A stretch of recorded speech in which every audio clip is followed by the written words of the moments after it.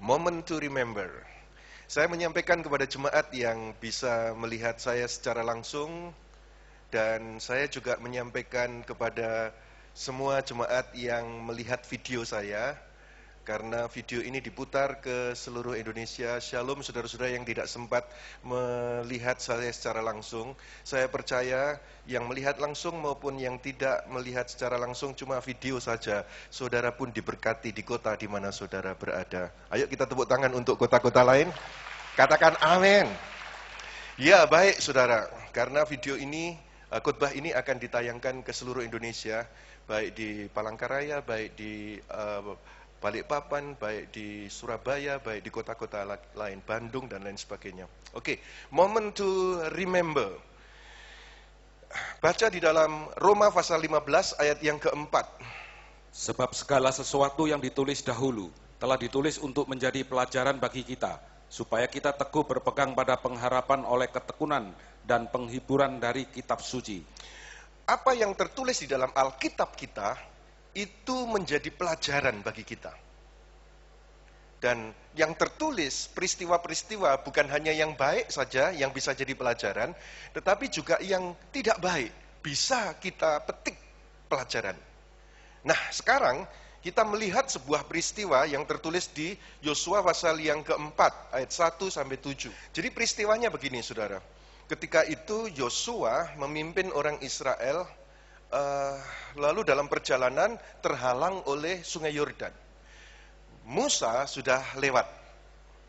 Musa pernah memimpin orang Israel menyeberangi laut Teberau di tanah kering, terbelah. Nah, sekarang Yosua terhalang oleh sungai Yordan.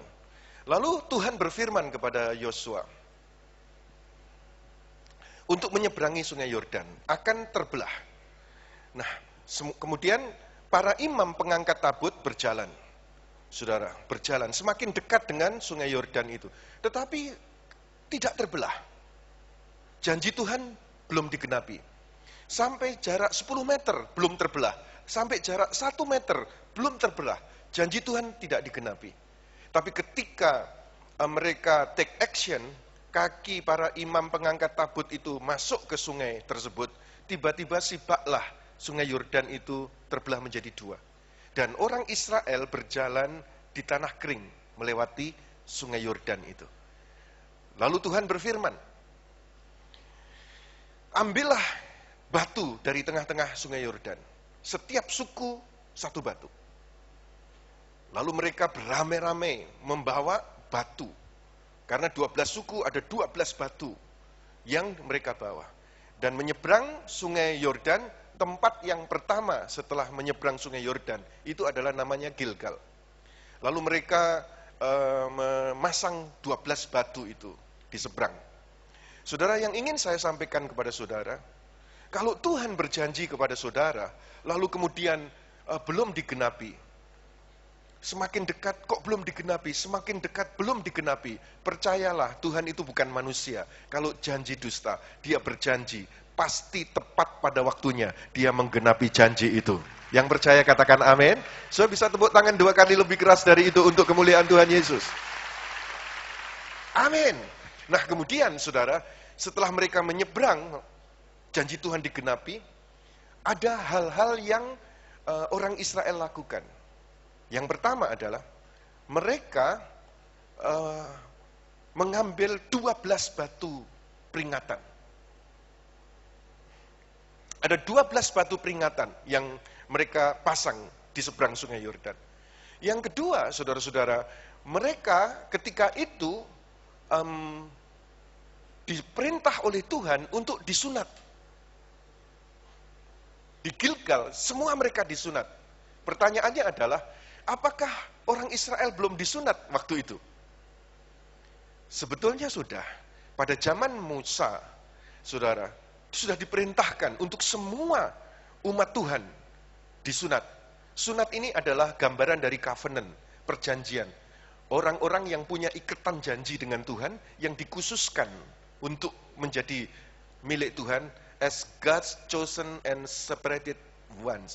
Sebagai umat pilihan Tuhan yang dipilih dan dikhususkan bagi dia. Tetapi saudara, semua orang yang laki-laki yang disunat pada zaman Musa, perjalanan di padang gurun, semuanya mereka mati. Jadi ada yang lahir di tengah padang gurun yang belum disunat. Ketika menyeberangi sungai Yordan, selesai, maka perintah Tuhan atas mereka adalah memasang batu peringatan, mereka disunat, dan bukan hanya itu saja, tetapi mereka juga merayakan Paskah.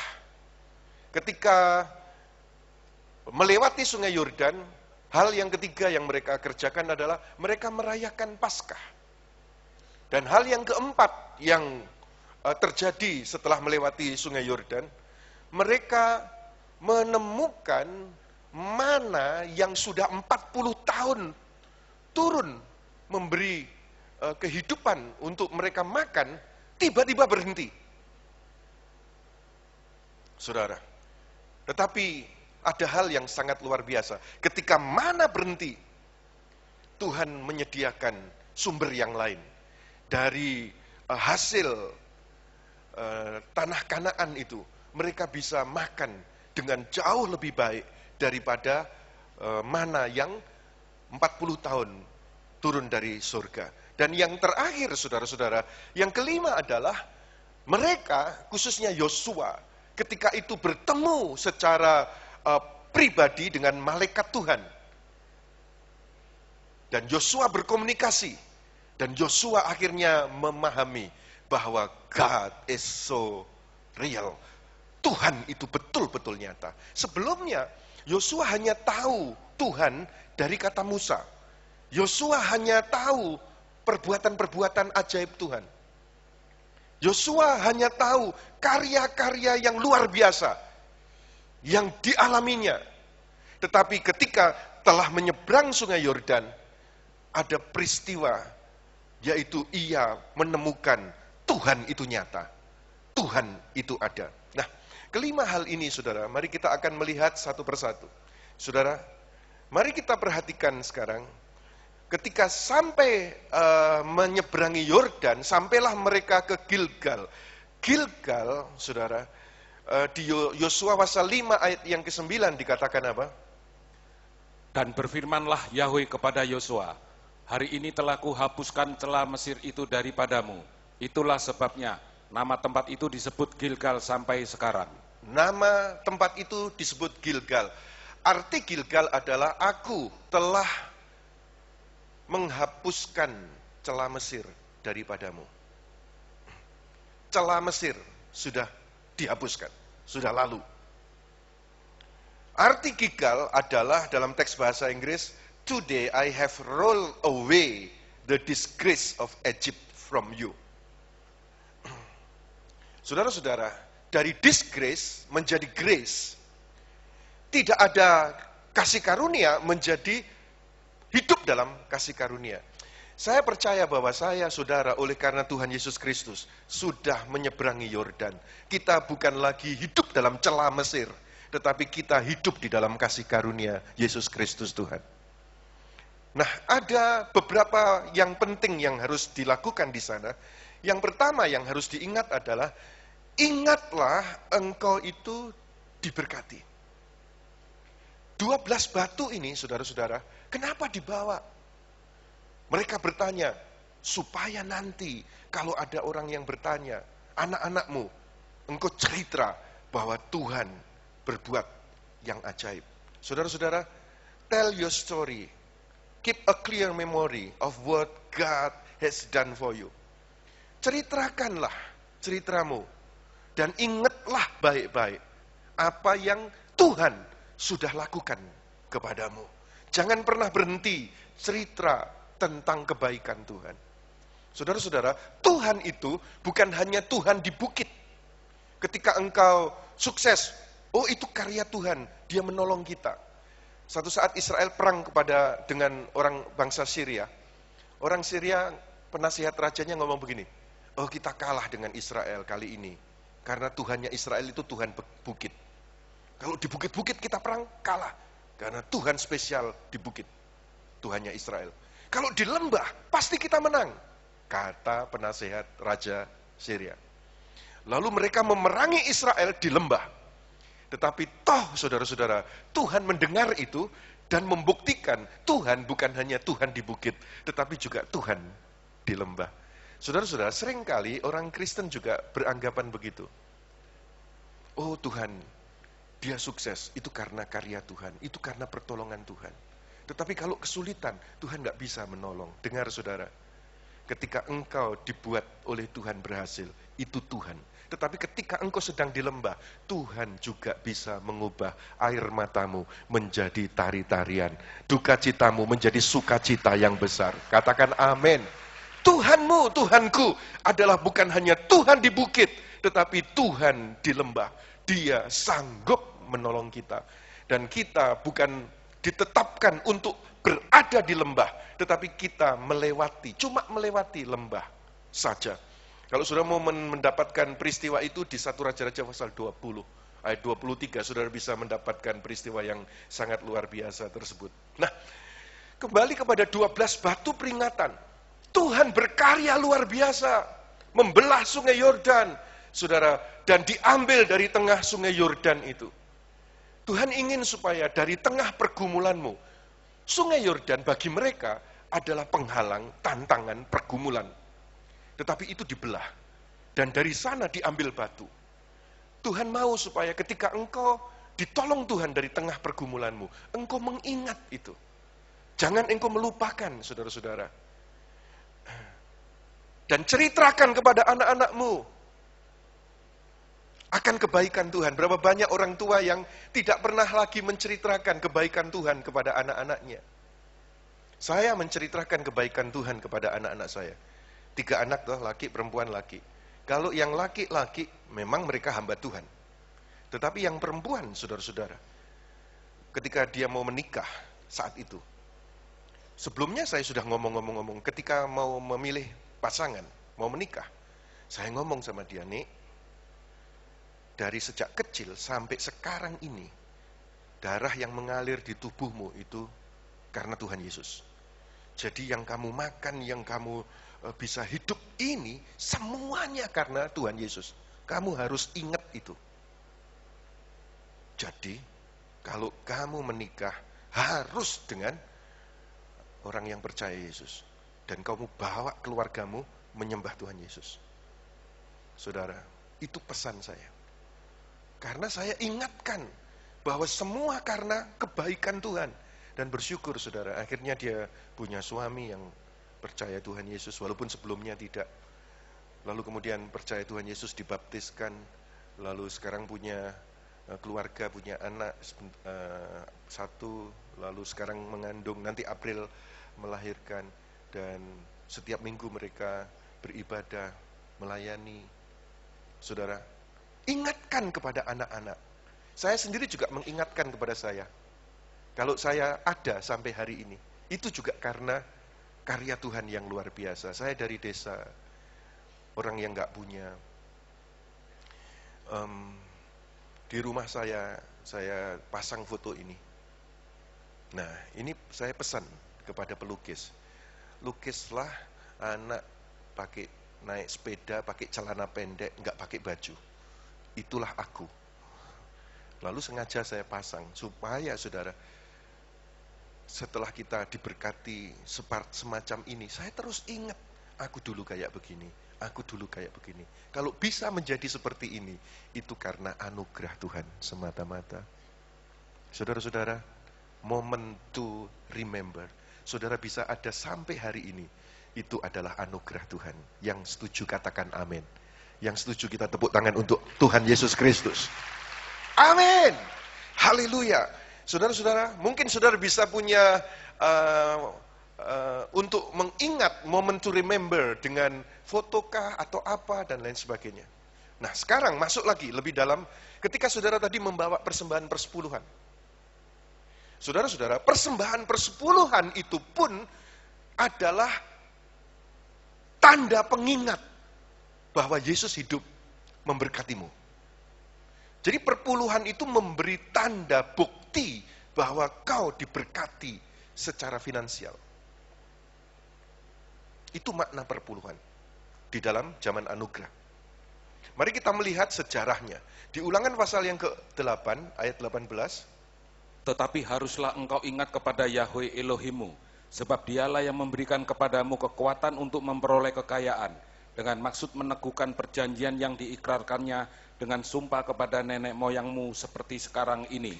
jadi saudara, kita harus mengingat Tuhan, Bapa yang bernama Yahweh. Dialah yang memberikan kekuatan untuk saudara bisa punya kekayaan. Harus ingat itu. Mutlak harus ingat. Engkau bisa punya pekerjaan, engkau bisa punya penghasilan, engkau bisa, baik itu dari majikan atau dari orang tua atau dari manapun, itu adalah Tuhan yang memberikan kepadamu kekuatan memperoleh kekayaan.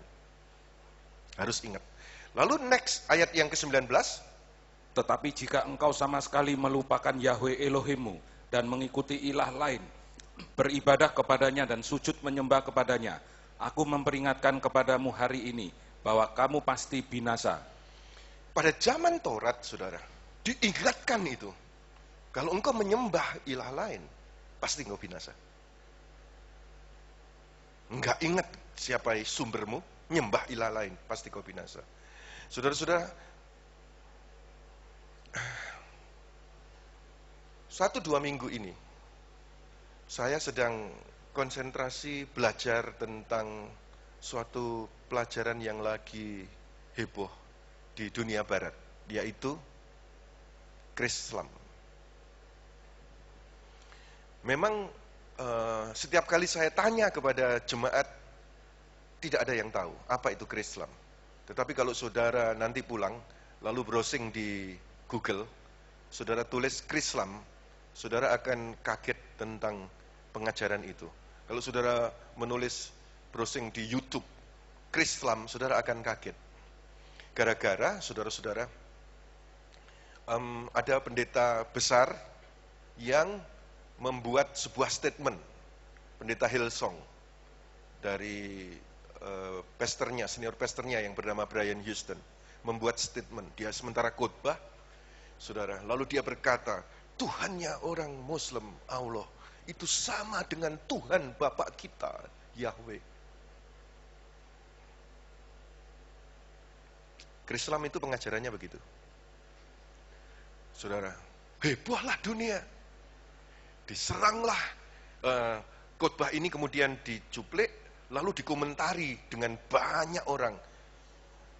Belajarlah Alkitab lagi, ada yang ngomong begitu. Kamu sedang mengajarkan Illuminati.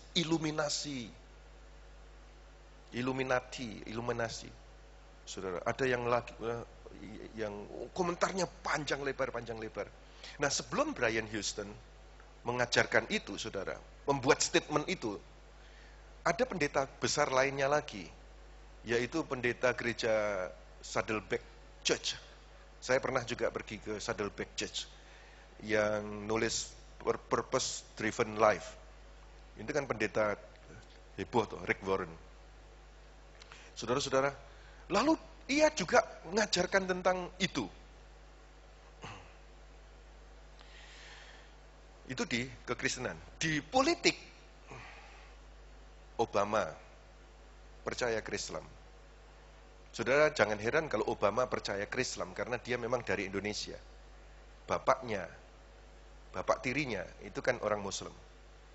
Jadi ketika dia di sana, kemudian dia percaya tentang Krislam. Bill Clinton percaya tentang Krislam. Bahkan peneguhan Presiden Amerika itu pakai berkatnya. Kalau sudah membaca di YouTube, itu berkatnya pakai ajaran Krislam. Kalau tentang tokoh-tokoh politik, it's okay lah. Mereka kan tidak tahu Alkitab, tidak tahu Al-Quran. Karena kepingin Timur Tengah dengan Barat itu damai. Maka Kristen dan Islam dijadikan Krislam. Tetapi kalau tokoh Kristen mengajarkan itu tanda tanya besar. Lalu saya berusaha kepingin tahu, apa sih Krislam itu? Kalau saudara klik di Google Krislam, di Wikipedia, saudara akan dapatkan di sana Krislam itu pengajaran yang diajarkan oleh seorang yang dulunya Muslim, lalu kemudian menjadi Kristen. Nah, sementara dia menjadi Kristen, dia mengajarkan Krislam dari Nigeria orang ini. Dan kemudian berkembang kemana-mana. Saudara-saudara, saya sangat percaya bahwa pengajaran Krislam di Indonesia pasti ditolak oleh orang Islam. Karena salah menurut orang Islam. Tetapi pengajaran Krislam yang diajarkan oleh orang Kristen di Barat, orang Muslim diem. Karena kan mereka tidak segede di Indonesia. Jadi mereka diem saja. Dianggap bahwa Tuhannya Muslim sama Tuhannya Kristen sama, mereka diem. Isa sama Yesus sama, mereka diem. Dan seterusnya, dan seterusnya, dan seterusnya. Coba Krislam masuk Indonesia, pasti tidak setuju. Karena memang beda. Orang Muslim berkata, Allah itu adalah zat. Dan Allah tidak beranak dan tidak diperanakkan. Kalau ada orang yang berkata, Tuhan itu roh, dan Tuhan itu yang adalah Allah juga diperanakkan dan diberanakkan, itu beda, saudara. Beda. Isa sama dengan Yesus. Saudara, orang Muslim di Indonesia berkata lain. Kalau sudah memperhatikan siapa Isa, dan ternyata orang Kristen di Indonesia menganggap Allah sama Yahweh itu sama. Tuhannya Muslim dengan Tuhannya Kristen itu sama. Isa sama Yesus itu sama. Kenapa saya terhentak, saudara-saudara? Wah, aku tinggal di Indonesia. Dan kekristenan di Indonesia mengarah kepada Krislam. Sudah sekian waktu. Dan berita baiknya, saudara, berita baiknya ketika Brian Houston diserang 2 bulan lalu, diserang oleh berbagai kalangan orang Kristen, lalu Brian Houston membuat statement. Sebetulnya aku tidak mengajarkan, itu cuma statement yang disalah mengerti, bla bla bla bla bla bla bla bla. Akhirnya dia menyangkali. Oh enggak. Brian Houston juga begitu. Tapi yang menyangkali bukan Brian Houston, Peter Wagner, siapa tadi? Rick Warren. Bukan Rick Warren sendiri, tetapi anak buahnya. Kalau Brian Houston, dia sendiri yang membuat klarifikasi. Kalau Rick Warren, dia diem. Tapi anak buahnya yang berkata, oh enggak, pendetaku enggak. Saudara, ngajarkan semacam itu. Oke, sekarang Indonesia. Kita berada di negara Muslim, berpenduduk Muslim terbesar di dunia. Apakah kita ini sedang ada di Krislam? Selama ini kalender kita, kalau kenaikan Tuhan Yesus, tulisannya adalah apa? Kenaikan Isa Al-Masih. Padahal kalau saudara amati, sangat berbeda antara Yesus dengan Isa. Isa Al-Masih dengan Yesus Kristus. Isa, Nabi yang dipertuankan. Isa, putra Maryam. Isa tidak mati di kayu salib. Isa datang, nanti akan datang Isa, akan memuslimkan seluruh umat. Dan kemudian baru mati. Isa tidak disalib. Saudara, bagaimana orang Kristen bisa berkata, Yesus itu sama dengan Isa? Isa nanti akan datang, Imam Mahdi. Dia sebagai Imam Mahdi datang. Dan akan menjejakkan kakinya di bumi. Dan dia akan memuslimkan seluruh penduduk dunia. Saudara, hari-hari ini ada satu beban yang untuk menggali tentang kebenaran ini. Saudara, dan kita hidup selama ini. Tadi kan ayatnya, ingatlah kepada Yahweh, Tuhanmu, yang memberikan kepadamu kekuatan untuk mendapatkan kekayaan. Kalau engkau menyembah yang lain. Saudara, orang Kristen Indonesia sudah sekian waktu menyembah Allah. Saudara, kalau sudah ada pengkhotbah di luar ngomong Allah dengan Yahweh adalah sama. Saudara, itu sesuatu yang sangat aneh sekali. Tapi di Indonesia itu dianggap biasa. Tapi kita bersyukur saudara-saudara bahwa gereja ini oleh kasih karunia anugerah Tuhan, kita sudah keluar dari sana. Dan biarlah melalui gereja ini, saya punya iman 10 tahun ke depan, 10 tahun ke depan, Indonesia, kekristenan Indonesia akan bebas dari penyembahan kepada nama Allah. Ayo kita tepuk tangan yang meriah bagi Kristus Yesus Tuhan kita. Katakan amin. Ya saudara, kembali kepada pemberitaan tadi. Jadi Ulangan pasal yang ke-8 ayat 19, tolong diulang dibaca. Tetapi jika engkau sama sekali melupakan Yahweh Elohimmu dan mengikuti ilah lain, beribadah kepadanya dan sujud menyembah kepadanya, aku memperingatkan kepadamu hari ini bahwa kamu pasti binasa. Berapa banyak orang Kristen di Indonesia yang mengakui Isa, kenaikan Isa Al-Masih, Allah yang besar, Allah yang heran, Allah kuasa melakukan segala perkara. Ngeri gitu saudara, serius ngeri. Sebelum diungkapkan, anggapnya biasa. Setelah diungkapkan, Allah kuasa melakukan segala perkara. Harusnya itu ada di masjid. Tetapi ada di gereja. Apakah itu bukan arah kepada Krislam? Dan ibadah Krislam, Alkitab dengan Al-Quran dijadikan satu.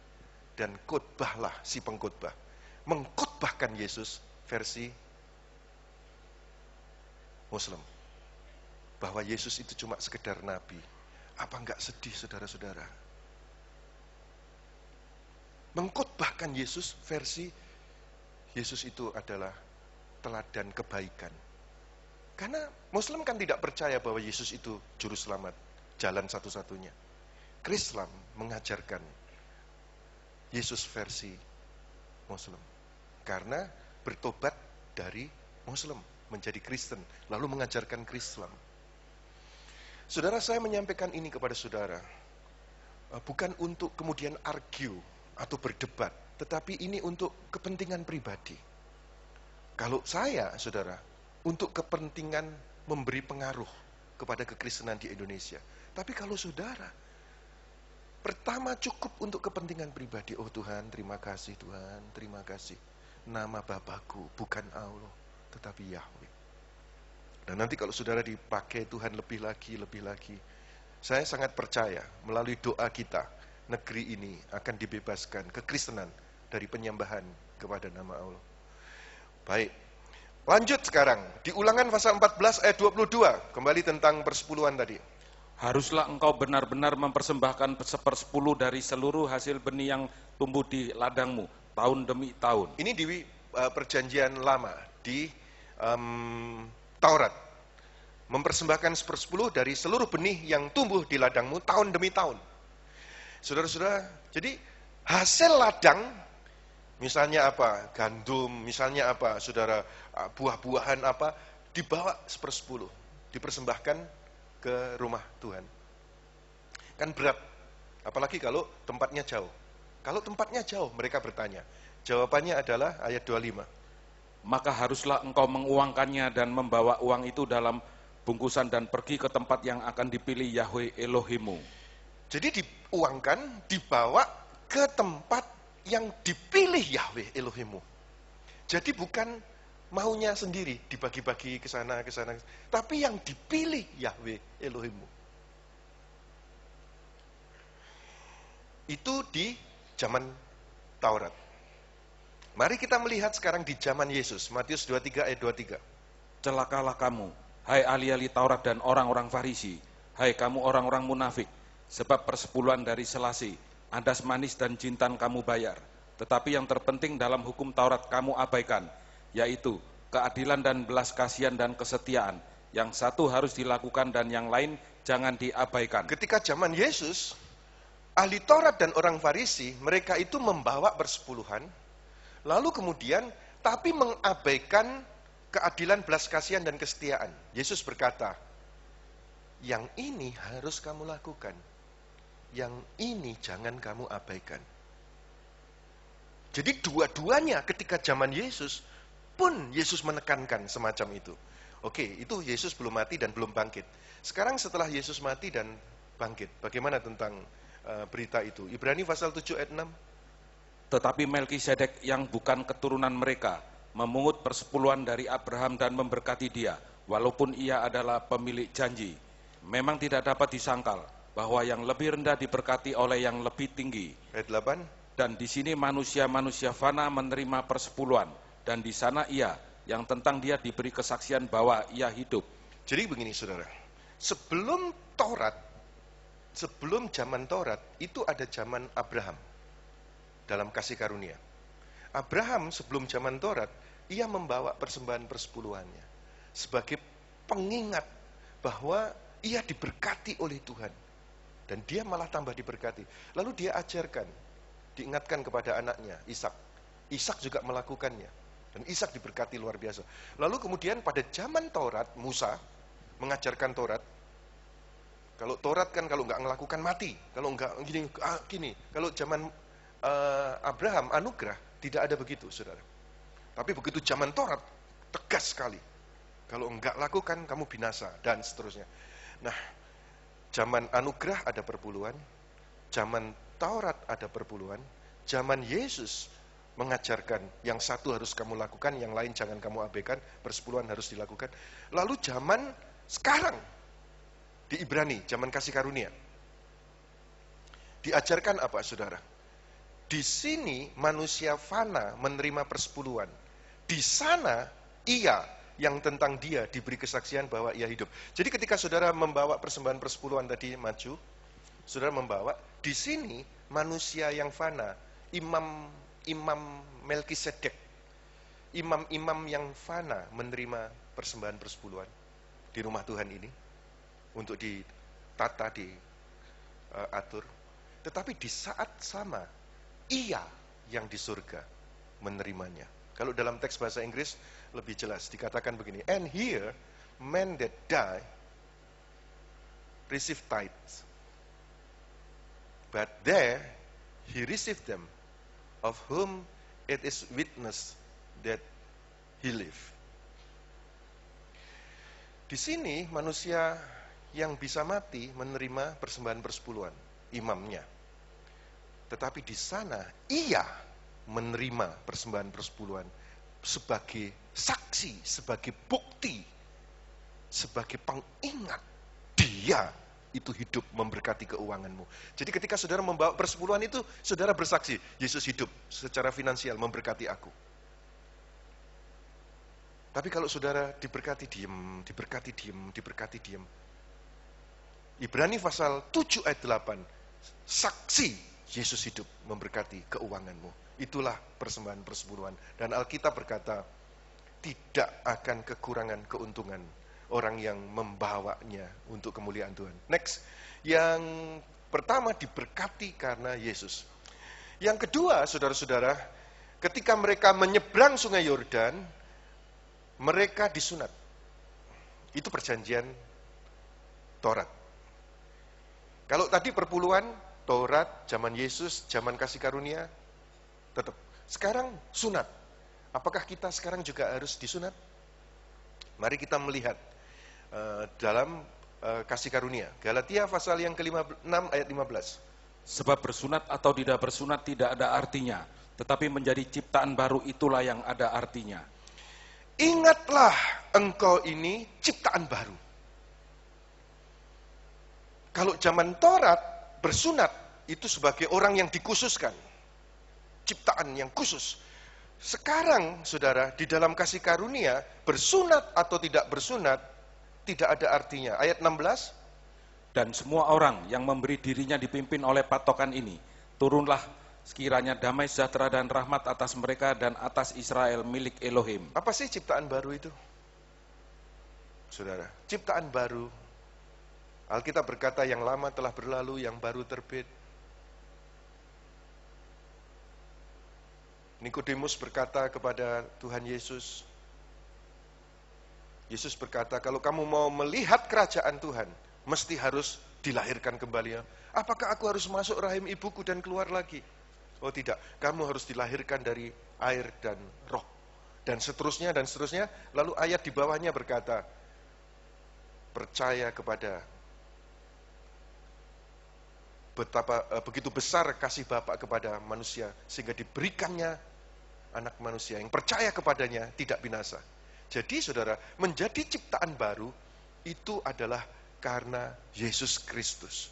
Kalau sudah membaca di ayat 6:14, Galatia 6:14, Tetapi aku sekali-kali tidak mau bermegah, selain dalam salib Tuhan kita Yeshua HaMasyiah, sebab olehnya dunia telah disalibkan bagiku dan aku bagi dunia. yang sudah menjadi ciptaan baru, dijamah oleh Tuhan Yesus. Yang lama telah berlalu, yang baru terbit, saudara, dan hidupnya, aku ini milik Tuhan. Hidupku ini karena anugerah Yesus. Dan tidak ada lagi aku mau bermegah selain karena salib Tuhan Yesus Kristus. Itu ciptaan baru. Lama dah berlalu, yang baru terbit. Dia dijamah oleh Tuhan Yesus. Dia memiliki Yesus dan dia punya konsep hidupnya. Hidupku bukan aku lagi. Semua karena salib Kristus Yesus aku ada. Saudara-saudara, saya bersyukur bulan lalu ya kita mendengar Ibu Yohanes bersaksi di sini. Bulan lalu bersama dengan Tessa. Bu Yohanes, saudara, manusia lama dengan manusia baru sudah beda sekali. Dia bersaksi, manusia lama urusannya kerjaan cucu. Menabur sama sekali tidak. Manusia baru sekarang, saudara, Sabtu, Minggu untuk pekerjaan pelayanan. Menabur adalah kesukaan. Saudara-saudara, dirubahkan. Saya sangat percaya, siapapun yang disentuh oleh kuasa Yesus, dia dirubah. Yang lama berlalu, yang baru terbit atas kita semuanya. Ayo kita tepuk tangan bagi Kristus Yesus Tuhan kita. Katakan amin. Ingatlah engkau ini ciptaan baru. Yang ketiga, saudara, ketika orang Israel telah melewati Yordan, mereka memperingati, merayakan Paskah, mengingat akan korban Tuhan. Tadi perjamuan suci, ini mengingat akan korban Tuhan.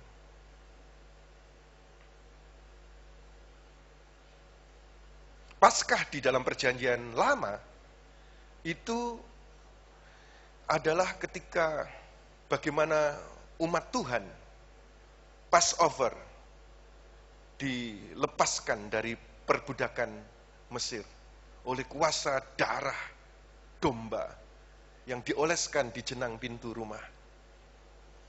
Lewat, maut telah lewat, Paskah, Passover.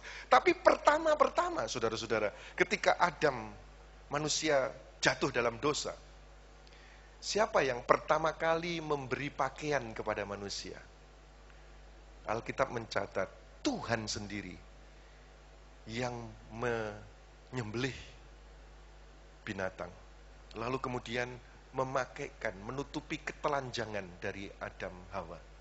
Tuhan sendiri menutupi ketelanjangan Adam Hawa. Dari sejak mula, Tuhan itu tidak suka melihat ketelanjangan. Saudara, sebab itu kalau saudara berpakaian atau apa, jangan telanjang-telanjang begitu, saudara-saudara. Karena Tuhan mau menutupi ketelanjangan. Sekarang ini kan banyak pakaian-pakaian yang minim-minim sedemikian rupa, malah ditonjol-tonjolkan. Dari sejak awal itu Tuhan mau menutupi ketelanjangan. Nah, saudara-saudara, apa yang dimaksudkan di sana ketika di perjanjian lama digenapi oleh Tuhan Yesus. Dia mati di atas kayu salib, saudara. Dan kita yang berdosa, yang telanjang, mendapatkan jubah righteousness, jubah kebenaran. Sehingga saya, saudara, oleh Yesus Kristus, kita ini sedang memakai jubah Yesus, jubah kebenaran. Karena darah Yesus Kristus. Sehingga kalau Bapa melihat saya, melihat saudara, dia tidak melihat ketelanjangan saudara, tetapi melihat jubah kebenaran yang sudah kita kenakan oleh Yesus Kristus. Jadi kita yang tidak layak dilihat oleh Bapa menjadi layak. Kita yang terkutuk dilihat oleh Bapa diberkati. Kita yang berdosa dilihat oleh Bapa sudah dikuduskan. Itulah anugerah Tuhan Yesus yang sangat luar biasa. Mari kita tepuk tangan meriah bagi Kristus Tuhan kita. Katakan amin. Nah, saudara-saudara, ingat Yesus mati bagi kita semuanya. Nah, pengingat ini seringkali digambarkan seperti tanda kayu salib.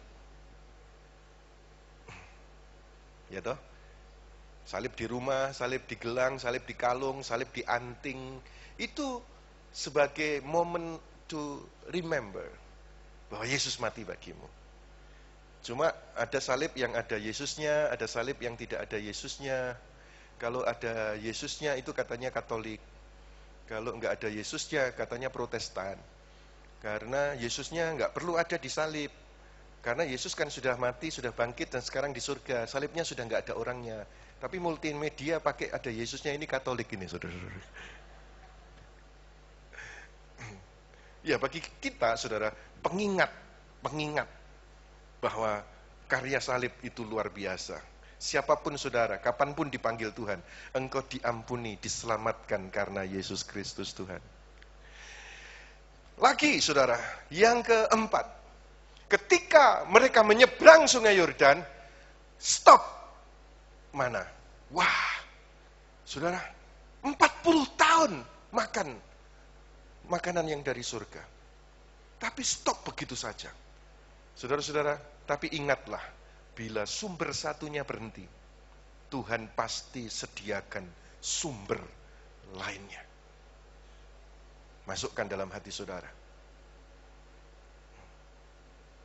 Ketika sumber satunya berhenti, Tuhan pasti menyediakan sumber lain. Baca di Yosua 5 ayat 11. Lalu pada hari sesudah Paskah mereka makan hasil negeri itu, yakni roti yang tidak beragi dan berti gandum pada hari itu juga. Lalu berhentilah mana itu pada keesokan harinya setelah mereka makan hasil negeri itu. Jadi orang Israel tidak beroleh mana lagi, tetapi dalam tahun itu mereka makan dihasilkan tanah Kanaan. Ketika Yosua dekat Yeriko, ia melayangkan pandangnya, dilihatnya seorang laki-laki berdiri di depannya dengan pedang terhunus di tangannya. Yosua mendekatinya dan bertanya kepadanya, "Kawankah engkau atau lawan?" Jawabnya, "Bukan, tetapi akulah panglima bala tentara Yahwe. Sekarang aku datang." Lalu sujudlah Yosua dengan mukanya ke tanah, menyembah dan berkata kepadanya, "Apakah yang akan dikatakan tuanku kepada hambanya ini?" Dan panglima bala tentara Yahwe itu berkata kepada Yosua, "Tanggalkanlah kasutmu dari kakimu, sebab tempat engkau berdiri itu kudus." Dan Yosua berbuat demikian. Oke, saudara-saudara, lihatlah di sini, mana berhenti. Mana itu a provisions of God's grace to His people. Jadi mana itu adalah yang disediakan karena kasih karunia Tuhan kepada umatnya. Sementara selama ada di padang gurun, saudara, siang tiang awan, malam tiang api, Tuhan menyediakan. Makan mana? Karena nggak ada yang tumbuh. Makan dari atas. Nah, begitu menyeberangi Yordan, mana berhenti? Mereka sempat mungkin, saudara, bertanya-tanya, bagaimana ini kalau mana stop? Tetapi ternyata dari hasil Kanaan, mereka makan kenyang, bahkan berkelimpahan. Saudara-saudara, kalau sekarang ini mungkin ada dari antaramu yang sepertinya sumber yang selama ini ada, kok tiba-tiba stop? Percayalah, saudara, Tuhan itu menyediakan yang lebih baik. Percaya, katakan amin. Kalau misalnya mungkin saudara bekerja dengan baik-baik di sebuah kantor atau di sebuah tempat usaha, saudara bekerja, tiba-tiba saudara dikhianati, saudara disalah mengerti, saudara dituduhkan yang jahat, lalu saudara dikeluarkan, stop penghasilan. Sering orang pada bingung, tetapi kalau itu diizinkan Tuhan, Tuhan sedang menyediakan sumber yang jauh lebih baik dari sebelumnya. Ayo yang percaya, kita tepuk tangan bagi Kristus Tuhan kita. Katakan amin. Saudara-saudara, kalau mana rasanya menurut mereka hambar, kok ini terus. Tetapi di Kanaan, buah-buahan, saudara, negeri yang berlimpah susu madunya. Wah, itulah dahsyatnya Tuhan. Apakah engkau sedang alami kesulitan? Seperti sumbermu di stop, tetap percaya Dia, karena Dia sedang menyediakan yang lebih baik. Tepuk tangan 2 kali lebih keras dari itu bagi Kristus Yesus Tuhan kita. Tetapi saudara, jangan engkau yang stop sendiri. Misalnya, engkau berada di dalam sebuah perusahaan atau tempat bekerja, lalu karena gengsi, karena kemarahan, karena sakit hati, sudah aku tidak mau bekerja lagi. Lalu saudara pergi meninggalkan. Engkau gak masuk Kanaan, tapi engkau balik ke Mesir. Saudara, malah kelaparan. Jemaat YHS Geraha 2 dan saudara jemaat yang sedang melihat video ini dimanapun kotamu, Tuhan mengasihi engkau. Tuhan menyediakan yang jauh lebih baik dari yang kau pernah duga, pikirkan, timbul dalam hati. Tuhan bisa sediakan jauh lebih baik dari itu. Terakhir sekarang, ketika menyeberangi sungai Yordan, Yosua bertemu dengan malaikat Tuhan yang adalah gambaran daripada Yesua, Tuhan, penampakan dari Tuhan sendiri. Sebelumnya, Yosua cuma dengar dari kata Musa yang ada di Sinai. Aku ketemu Tuhan, dan lain sebagainya. Yosua cuma melihat karya-karya ajaib Tuhan. Yosua cuma melihat laut dibelah. Sungai Yordan tersibak. Keajaiban-keajaiban. Tetapi kali itu Yosua menemukan God is so real. Tuhan itu betul-betul nyata. Saudara, ingatlah Tuhan itu nyata. 2-3 hari yang lalu saya menemukan seorang yang berkata begini, Tuhan itu apa sih? Tuhan itu apa ada sih Pak? Kaget saya saudara. Wah, bagaimana orang ini bisa berkata Tuhan itu apa ada? Lalu saya katakan, ya baca lu firman Tuhan. Lalu dia ngomong apa saudara? Firman Tuhan kan yang buat manusia. Saudara-saudara, ketika saya mengetahui cara berpikirnya ini, saya memahami itu saudara. Karena kepahitan hidup, kesulitan yang dia alami, sampai-sampai dia membuat statement ini. Apa Tuhan itu ada sih Pak? Karena apa saudara? Dari orang tua tidak pernah mengingatkan dari sejak dia kecil bahwa Tuhan itu baik, Tuhan itu nyata. Orang tua jangan lalai untuk cerita tentang kebaikan Tuhan kepada anak-anakmu. Yang sesungguhnya adalah God is so real. Ada 5 hal ini. Yesus, semuanya adalah Yesus. Yesus adalah sumber itu. Untuk review, mari kita melihat setelah menyeberangi Yordan, ada 5 hal yang umat Tuhan lakukan di sana. Mendirikan batu peringatan. Ingatlah kebaikan Tuhan. Ingat kebaikan Tuhan. Dalam keuangan, ingat kebaikan Tuhan. Saudara mengingatnya dengan membawa persembahan persepuluhan saudara. Yang kedua, mereka disunat. Ingatlah bahwa engkau ciptaan baru. Yang lama telah berlalu, yang baru terbit. Engkau menjadi ciptaan baru karena jamahan Tuhan Yesus Kristus. Engkau fokus kepada, bermegah kepada salib Kristus, tidak ada yang lain. Yang ketiga, mereka merayakan Paskah. Ingatlah Yesus Kristus mati bagi kita, mengampuni, menyelamatkan untuk selamanya. Yang keempat, mana berhenti, Tuhan sediakan sumber lain. Ingatlah, apapun kesulitan yang kau alami, engkau hidup dalam zaman anugerah. Gereja ini mengajarkan berita tentang Gospel of Grace, Injil kasih karunia. Ketika sumber satu tertutup, Tuhan buat sumber lain yang jauh lebih dahsyat terbuka. Yang kelima, mereka bertemu malaikat Tuhan, khususnya Yosua bertemu dengan malaikat Tuhan. Ingatlah, Tuhan itu nyata, Tuhan itu ada, dan Yesus Kristus menampakkan kepada Yosua, dan biarlah dia juga menampakkan kepada kita, Dia memang nyata. Mari kita berdiri bersama-sama.